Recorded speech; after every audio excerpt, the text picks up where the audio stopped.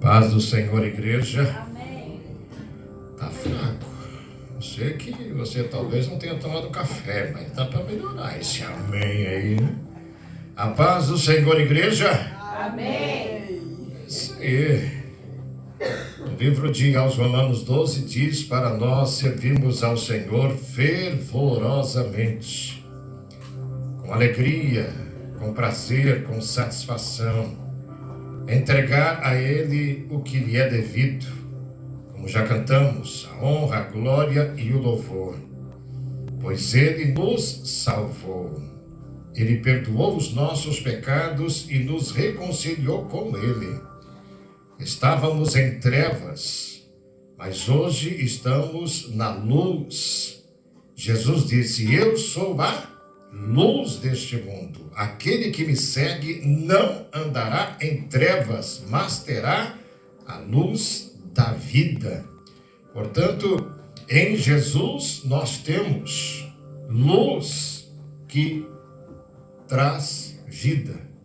E Jesus disse: não somente vida, mas vida com abundância. Vida para hoje, para amanhã, depois de amanhã. Vida eterna. Eu estava pensando mais uma vez sobre a alegria, o gozo, o prazer. A Bíblia diz no livro de Lucas capítulo 10 que os discípulos, voltando da missão, relatavam a Jesus os acontecimentos, os feitos, os prodígios, os sinais. Os discípulos enviados por Jesus, quando voltaram relatando a Jesus o que havia acontecido, Jesus disse: não vos alegreis pelos demônios, os quais são expulsos, pelas enfermidades, as quais são curadas, mas alegrai-vos por ter os vossos nomes inscritos no livro da vida. Uma coisa que nós precisamos buscar e renovar todos os dias é a alegria da salvação. A alegria de ter os nossos nomes inscritos no livro da vida. Jesus, uma vez, contando uma parábola de um homem industrial, de um homem bem-sucedido, ele conseguiu ajuntar no celeiro uma boa parte daquilo que havia conquistado. E ele disse: vou levantar um novo armazém, vou levantar um novo local para colocar o que eu tenho produzido. Jesus disse: louco, se hoje lhe pedir a alma, a vida, o que você dará em troca? Os bens, a riqueza, dinheiro, ouro, prata. Como já foi dito, a palavra de Deus é mais preciosa do que o ouro, a prata, do que os bens preciosos dessa vida. Jesus disse: não ajunteis tesouros na terra, onde o ladrão rouba, onde a traça come, onde a ferrugem corrói, mas ajuntai-vos tesouros nos céus, onde o ladrão não mina, a traça não come e a ferrugem não corrói. A Bíblia diz, Jesus dizendo: aonde está o seu tesouro, ali estará o seu coração. Onde estiver o seu tesouro, ali é colocado o coração. Jesus, através da sua palavra, diz: olharam para ele e foram iluminados, e os seus rostos não ficaram confundidos, desorientados, confusos, cocheando entre dois caminhos, entre dois pensamentos. No livro de Tiago diz sobre um coração dobre. Será uma pessoa inconstante. É uma pessoa que vive constantemente altos e baixos, É como a curva, é como a estrada que desce para o litoral, principalmente a Anchieta. É uma estrada cheia de curvas. É uma estrada perigosa, que se não tiver cuidado, despenca ao precipício. Então tem que ter uma atenção dobrada.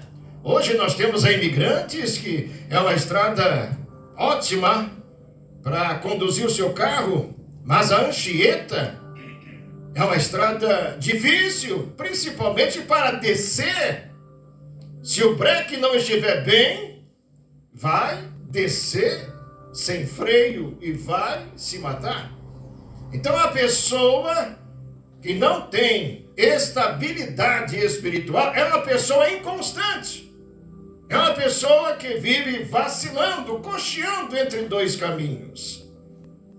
Jesus disse que o caminho para a salvação não é largo, não é larga. O caminho para a salvação é estreito e apertado. E são poucos que entram por ele. A Bíblia diz, Jesus dizendo, aquele que quiser vir após mim, negue-se a si mesmo, tome sua cruz e siga-me, me acompanhe.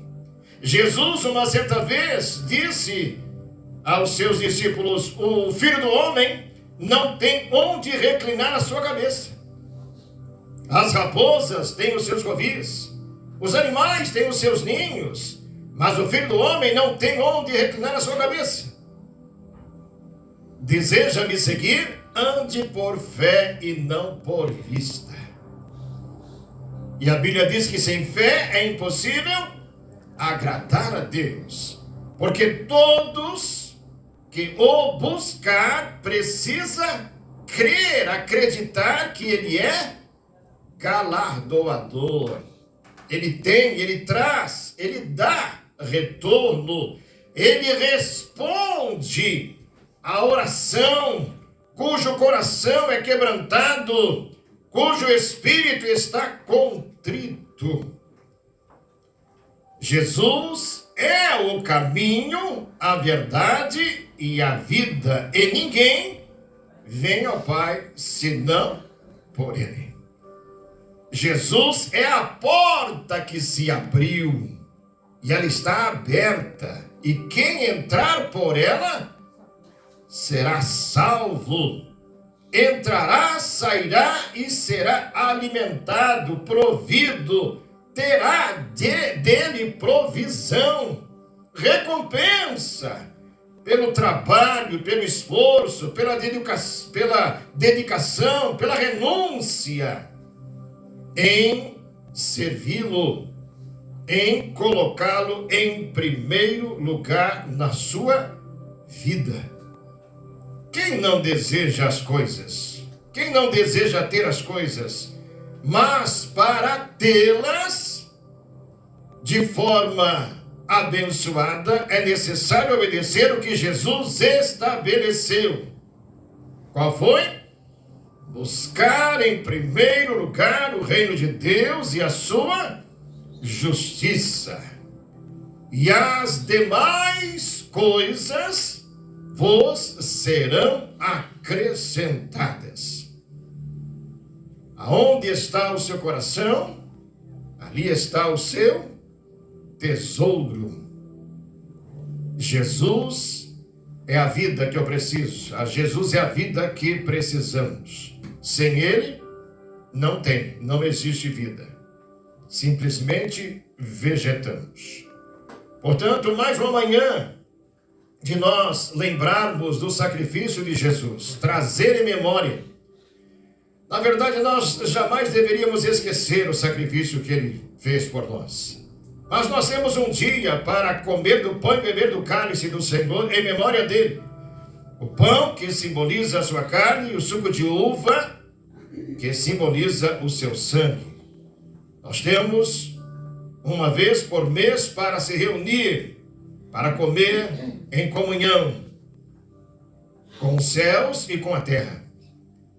Jesus disse: quem não comer da minha carne e não beber do meu sangue não tem parte comigo, e no último dia não ressuscitará para a vida eterna. Jesus disse: o meu corpo, a minha carne, verdadeiramente é comida, e o meu sangue é verdadeiramente bebida. Jesus deseja, Jesus anseia por essa comunhão, por essa intimidade. Jesus deseja estar entre nós e ser apercebido, ser percebido, ser notado. Você já percebeu que Jesus está em nosso meio hoje? Você já percebeu que Jesus está em nosso meio hoje? Aleluia! Glória a Deus. Quando você percebe, quando você sente, nosso Deus é vivo, nosso Deus vive. É diferente de uma pessoa morta para viva. Uma pessoa viva, quando chega próximo de você, você sente o quê? O calor. Sente a presença. Quarta-feira estávamos aqui na tarde orando, e eu estava ajoelhado no último banco, e sempre que posso dou uma olhadinha lá para fora, para ver se tem alguma coisa estranha. E de repente estava eu com os olhos fechados e cabeça baixa, eu sinto a presença de um homem. E na mesma forma que eu senti, eu abri os olhos e me deparei com o Michel. Michel me trouxe o que eu pedi para ele. Na verdade foi para sua esposa, mas ela passou o recado para ele. E quando percebi a sua presença, logo levantei os olhos e olhei. E era o Michel. Ele disse: estou trazendo para você. Ricardo, desculpa. Deus abençoe, fica com Deus. Falei: amém. Deus abençoe, vai com Deus. Então você sente uma pessoa viva através do seu calor humano. Uma pessoa morta, você vai sentir o quê? Gelo, frieza. Nosso Deus é vivo. Nosso Deus vive. Oh, labadagacho de Deus. Nosso Deus vive. E eu tenho que perceber isso. Eu tenho que sentir a sua presença. Eu tenho que desfrutar da sua presença. Amai com a minha vida sem a presença de Jesus é morta, é fria. A minha vida sem Jesus não tem valor, não existe valor. Jesus disse uma certa vez: o Deus é o Deus dos vivos e não dos mortos. Você está vivo, você respira, você está se movendo, você está se deslocando, você come, você bebe, você toma banho, troca de roupa, você sai da sua casa, volta para sua casa, você vai para o trabalho, volta do seu trabalho, você tem suas necessidades fisiológicas, você está vivo.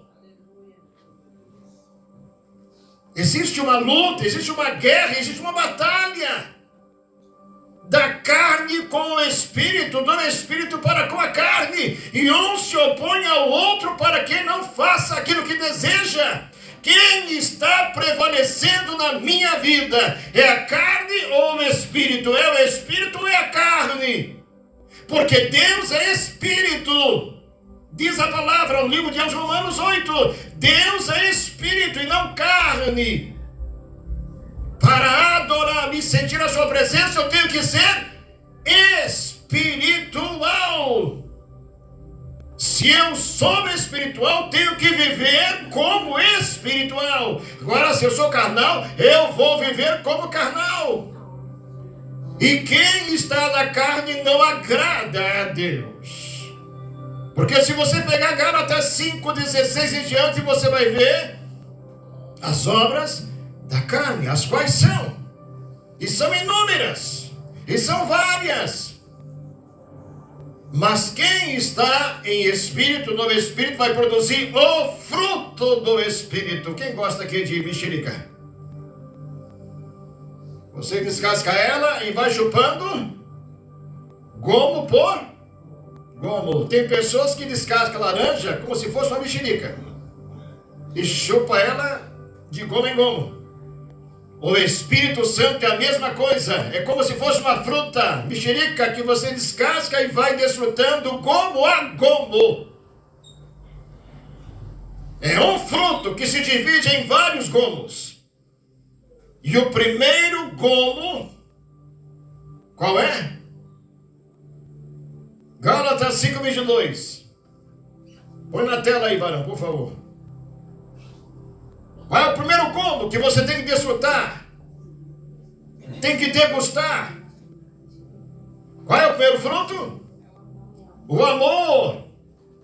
Esse amor não é ágape. Esse amor não é filéu. Ou melhor, desculpe. Esse amor não é filéu. Esse amor não é eros. Esse amor é ágape. Esse amor que o Espírito Santo pode produzir na minha vida é o ágape. É o amor a Deus. É amor à sua palavra. É amor à sua presença. É amor ao seu Espírito. É amor à sua obra, ao seu reino. Este amor não é eros, não é filéu. É o amor ágape. É o amor dado, concedido pelo Espírito Santo. Segundo gomo do fruto, qual é? Alegria, gozo, prazer, contentamento. A alegria do Senhor, o que provoca em nós? O que vai dar em nós? É força, é poder, é garra, é ousadia, é intrepidez. No livro de Hebreus 10 diz: com ousadia entramos na presença de Deus pelo novo e vivo caminho que se abriu, isto é, rasgada foi a sua carne qual véu no santíssimo lugar. Hoje eu tenho ousadia e intrepidez para entrar na sua presença, reconhecendo as minhas falhas, reconhecendo os meus erros, reconhecendo a minha limitação, mas eu entro porque eu quero a sua presença. Eu preciso da presença de Deus no meu dia a dia para vencer o meu eu, vencer a minha carne, vencer os meus desejos carnais, mundanos e malignos. Eu preciso da sua presença para cantar o hino da vitória, para ter êxito, para ser próspero de cima para baixo e não de baixo para cima. Eu preciso dessa presença. Irmãos, o carro lá fora, ele só vai andar se eu colocar a chave no contato ou então apertar aquele botãozinho para ter contato. Essa semana pegamos um carro novo, bem novinho, e nós entramos no carro com a chave para fora e ficamos procurando. Cadê o buraco? Ué, tem chave, mas não tem buraco para enfiar a chave? Vai virar? E agora, rei? Vamos ligar pro Rodrigo. E agora? De repente apareceu um senhor que estava limpando o carro. Eu vou chamar ele. Falei, meu senhor, eu sou Maria de primeira viagem, o senhor pode me dar uma ajuda, por favor? Como é que eu ligo esse carro? Ele falou, é fácil, a chave é só para a presença. Porque o botão que faz o contato está na sua frente aí, é só apertar ele. Pá! Coisa simples. Mas para quem não sabe, é uma barreira. Jesus disse, conhecereis a verdade e a verdade vos libertará. Liberte-se do seu eu, liberte-se da sua carne, liberte-se desse mundo e busque a presença de Deus como você busca um prato de arroz e feijão. Busque a presença de Deus como você busca um alimento para saciar sua carne. Busque a Deus como você deseja um banho depois de um dia de trabalho, de fadiga, de esforço. Busque ao Senhor como você busca para se cobrir do frio, do gelo. Busque a Deus como você deseja um ato sexual. Busque a Deus, mas busque mesmo.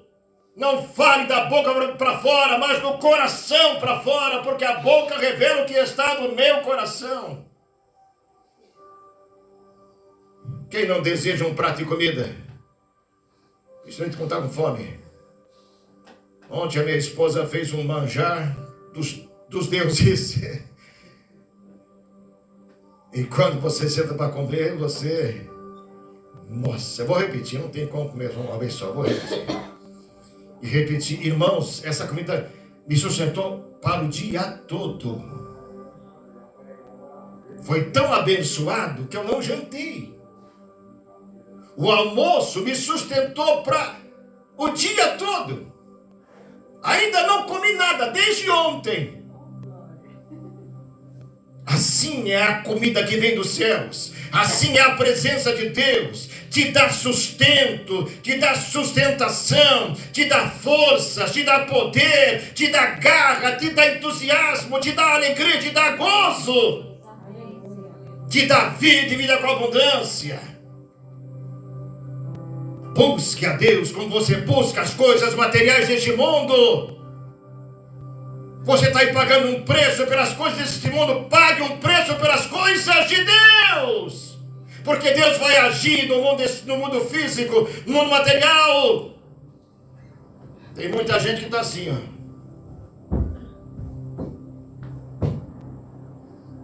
Quando deveria andar bem.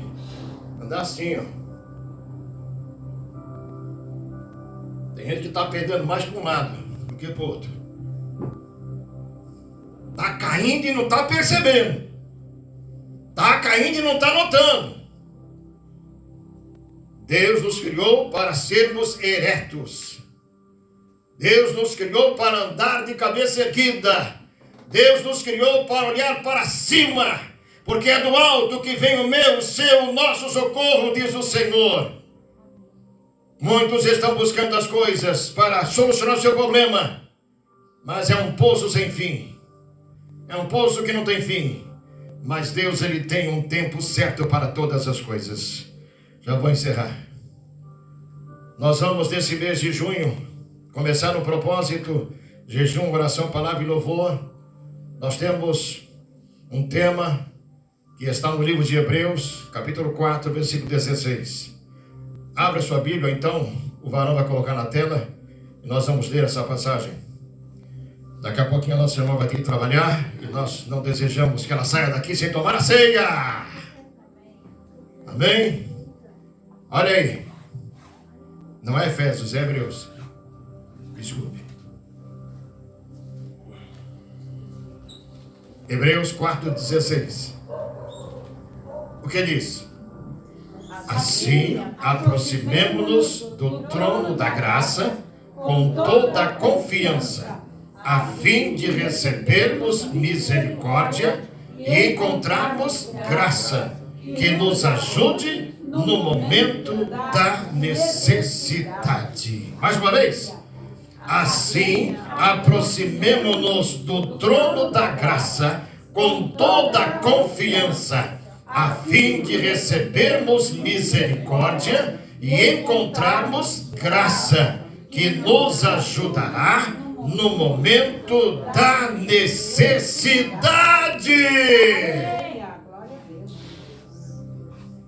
Muitos esperam para tomar providências, muitos esperam para receber solução, mas a Bíblia diz que você tem que fazer antes, e não durante nem depois, é antes. Muitas pessoas fecham as portas depois que o ladrão entra. Coloca tranca, coloca alarme, coloca um monte de coisa. Mas a Bíblia diz que tem que fazer antes. O Senhor disse: prepara-te para te encontrar com o Senhor teu Deus.